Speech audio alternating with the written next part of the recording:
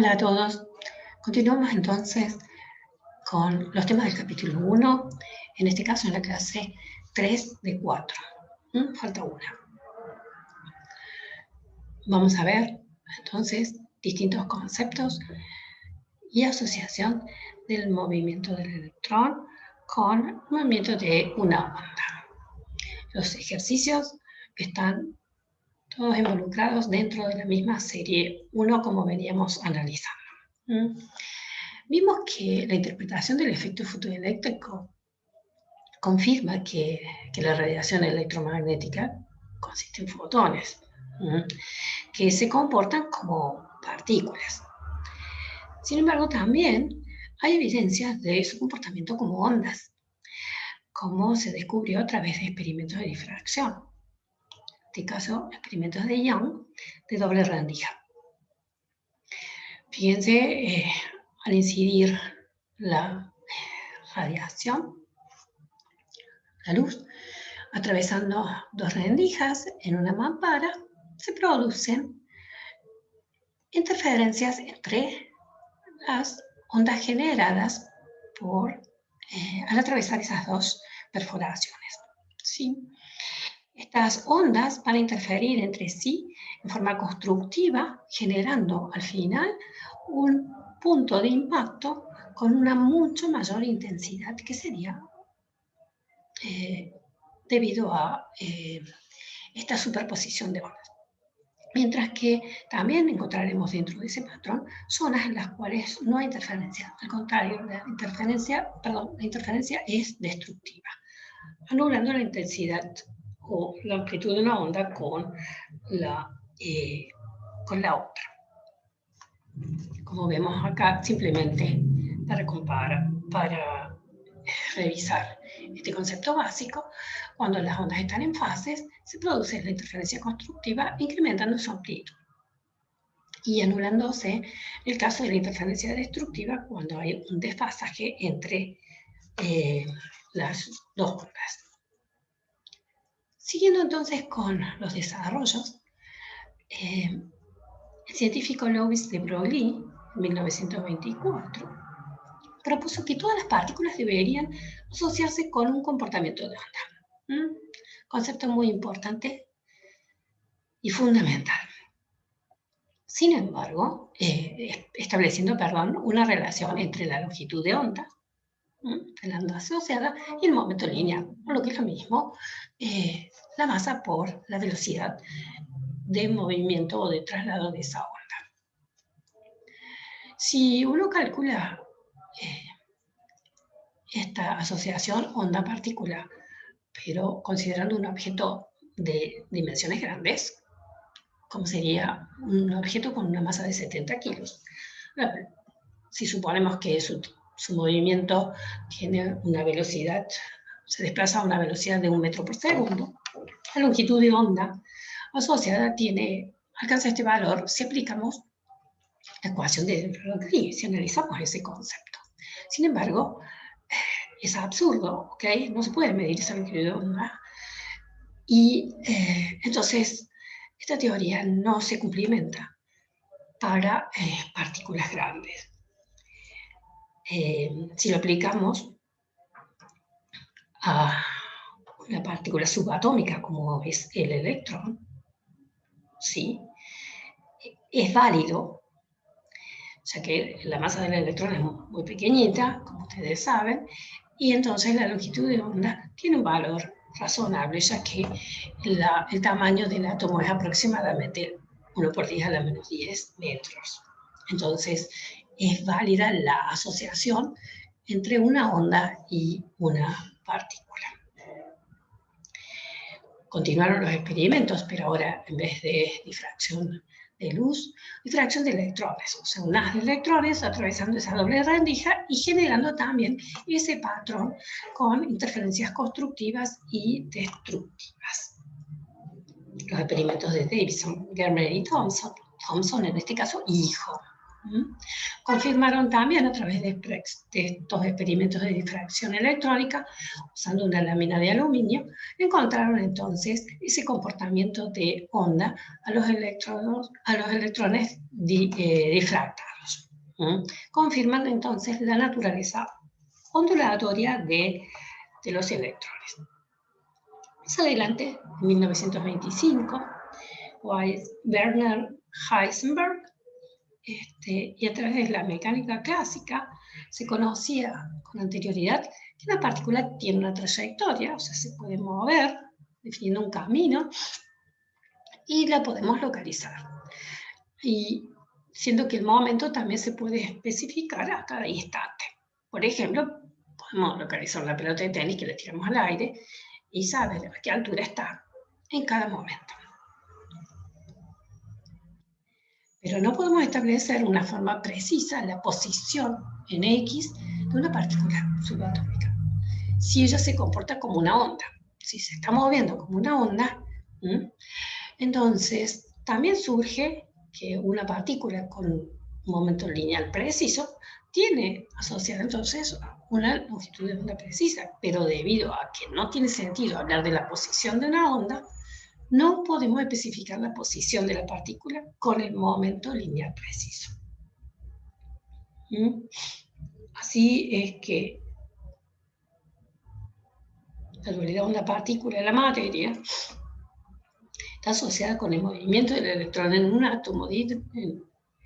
Explica en ese entonces el movimiento del electrón en el átomo de hidrógeno y no puede ser descrito en órbitas, como veníamos conociendo hasta entonces, con una trayectoria definida y establecida. A un radio determinado respecto al núcleo. Allí se movía el electrón en esa órbita. De esta manera se descarta y erróneamente se establece que la imagen del electrón en una órbita alrededor del núcleo es un error.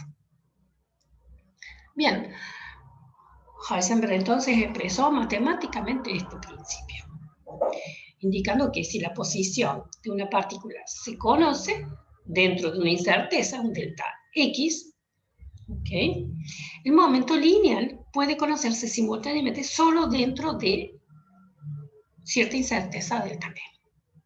Hasta que el producto de ambas incertezas es más o igual que un valor constante que es la constante, dado por la constante de Planck sobre 4pi. Así en este esquema ejemplificado vemos que si una pelota se está moviendo como una onda, la flecha que ustedes ven aquí está expresando la posición indefinida de la partícula. No sabemos en cuál posición X está, sin embargo sí podemos definir el momento lineal con esta flecha. Mientras que en este otro caso podemos definir, encontramos, la vemos, aquí está la pelotita en esta posición X, sin embargo tenemos la indefinición o la no precisión de cuál es su momento lineal.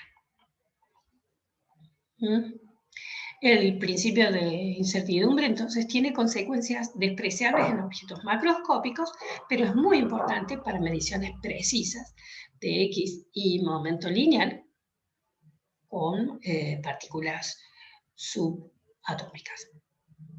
Así es que posterior a este principio fundamental en el desarrollo, se establece el inicio de la mecánica cuántica o la mecánica ondulatoria.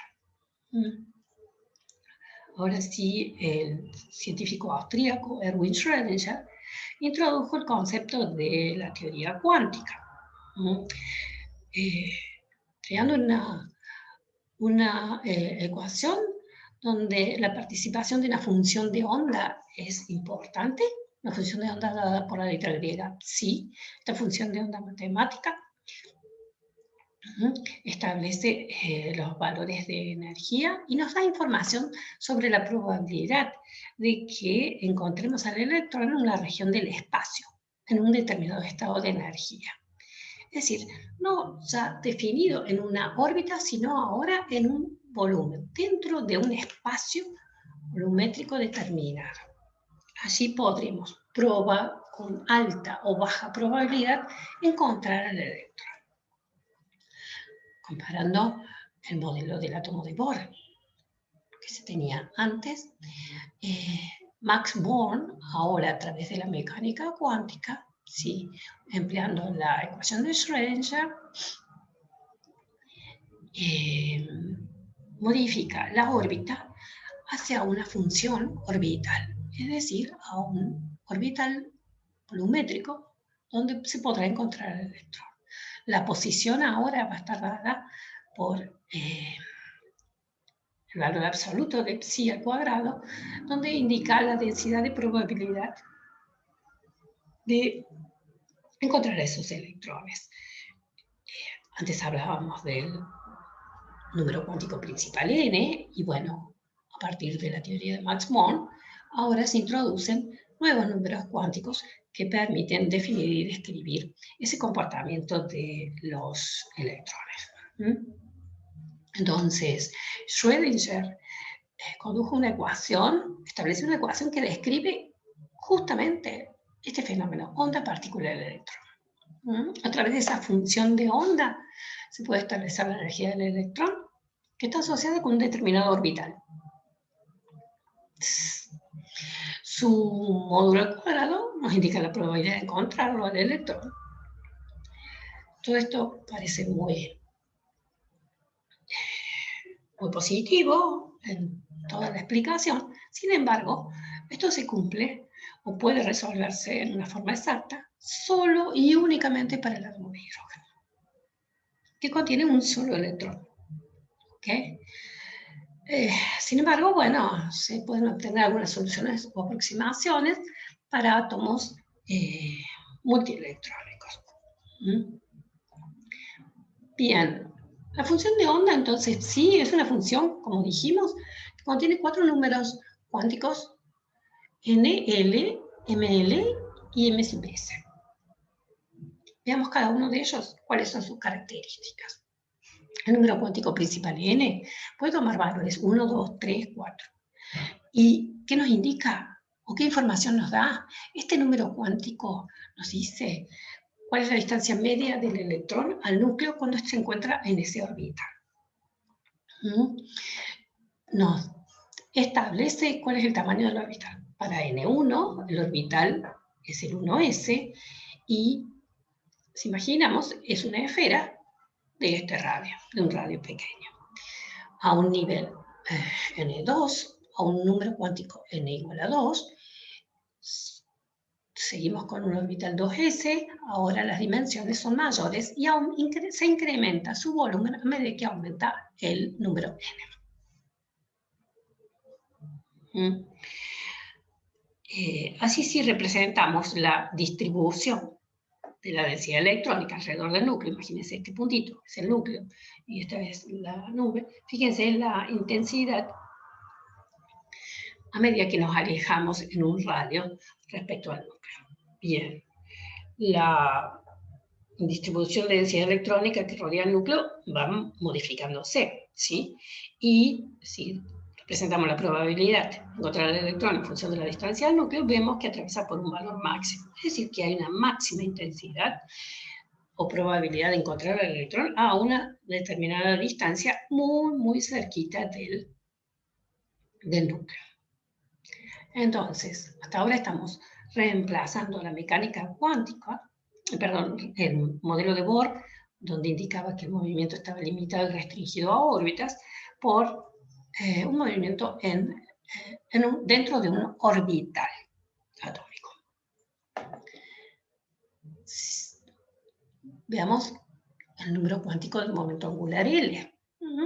Para un dado valor del número cuántico n, L puede tomar valores entre 0, 1, 2, 3, hasta n-1. Así es como para n igual a 1, solo es posible tener el número cuántico L con valor 0.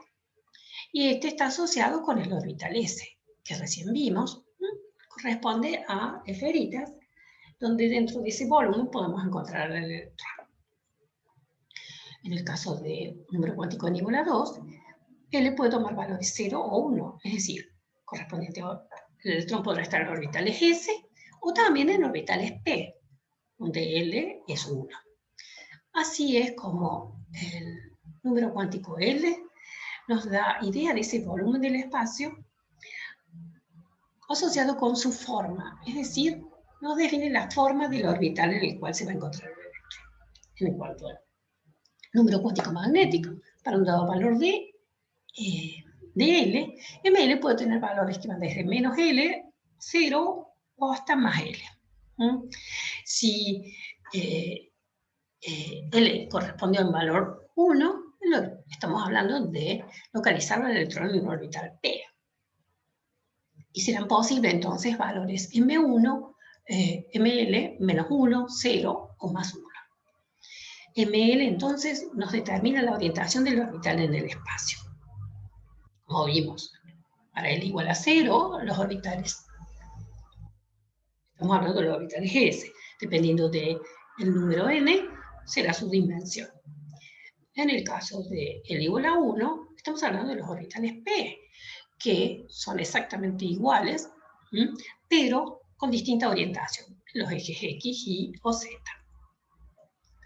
Cuando incrementa L, ahora sí, L igual a 2, estamos hablando de los orbitales D, que son equivalentes 5 diferentes orbitales, donde ya es un poquito más complicada la forma y la orientación de estos orbitales.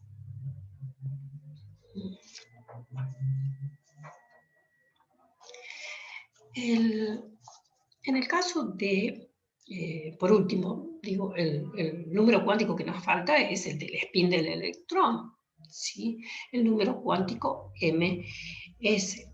Según si el electrón gira en el sentido horario o contrarreloj, horario o contra el sentido del reloj, al aproximar un imán, se produce entonces el spin hacia arriba o hacia abajo del electrón, definiendo entonces las dos posibilidades que tiene el electrón cuando está en cada uno de los orbitales, como más un medio o menos un medio, indicando justamente estas posibilidades. Esto se descubrió a través de un experimento donde al calentar un material se genera un haz de átomos. Estos átomos pasan por una lámina perforada y al atravesar un imán son desviados solo en dos trayectos. Uno, los correspondientes a los átomos que contienen electrones en spin menos un medio o más un medio, descubriendo estas dos posibilidades. Como resumen, entonces, hemos definido los distintos números cuánticos, principal, azimutal, angular y el número cuántico L. Cada uno de ellos contribuye a determinar el tamaño, la forma o la orientación del orbital, sumado al orbital de spin, que nos va a indicar la orientación del mismo hacia arriba o abajo. En el átomo de hidrógeno la energía está cuantizada, como habíamos visto, y dependía solamente, ahora sí, incorporamos la definición de orbitales, casillas para ubicar a ese único electrón del átomo de hidrógeno, bueno, tenemos los distintos niveles. En igual a 1 corresponderá solamente el nivel posible S, al orbital S, o en el nivel 2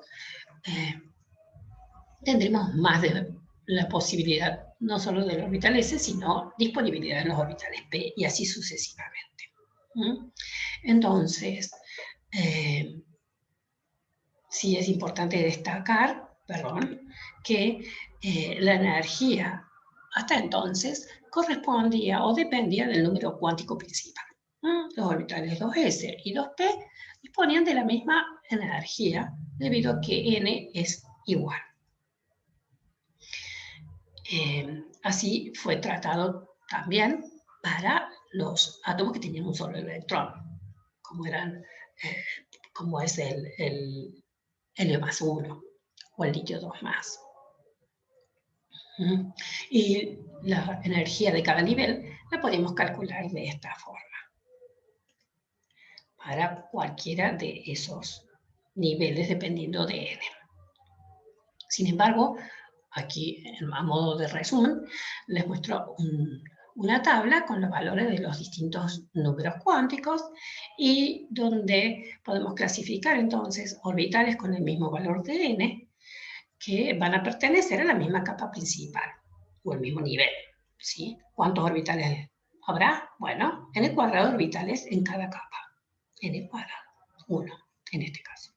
Orbitales con los mismos valores de n y l van a pertenecer a la misma subcapa o subnivel. Y vamos a encontrar 2L más 1 orbitales en subcapas para cada uno de los números cuánticos correspondientes. Simplemente aquí hay un resumen de lo que acabamos de ver, las capas, subcapas y orbitales de los electrones con iguales valores de números cuánticos. Resolvamos algunas preguntas, algunas cuestiones que pueden ser importantes de analizar. ¿Cuántos electrones podrían ubicarse en un mismo orbital?